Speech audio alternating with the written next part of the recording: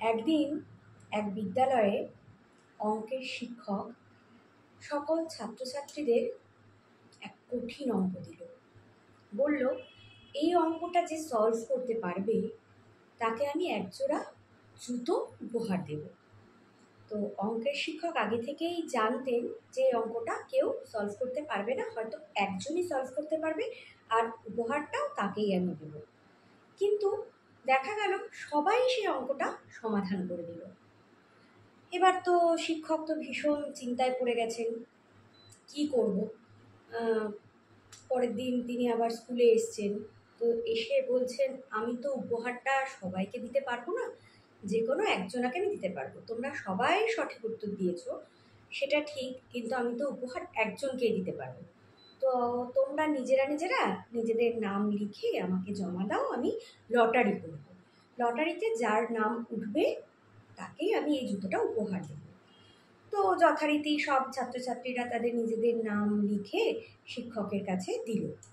তো শিক্ষক প্রথম একটা চিটকুট তুলে দেখল যে রোল নাম্বার 1 আব্দুল।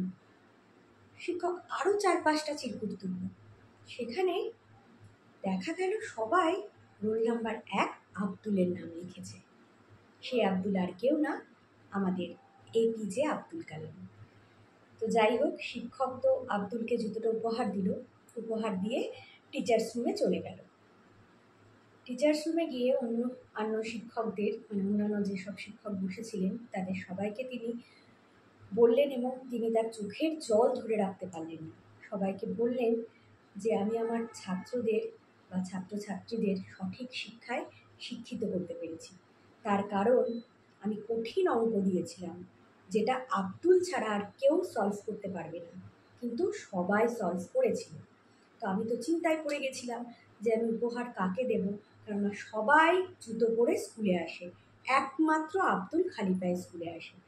তো পরের দিন আমি সকলকে যখন বললাম যে আমি লটারির মাধ্যমে যে কোনো একজনকে নির্বাচন করব, তোমরা চিরকুটে নাম লিখে নিজেদের নাম লিখে জমা দাও, তখন আমি অবাক হয়ে গেলাম।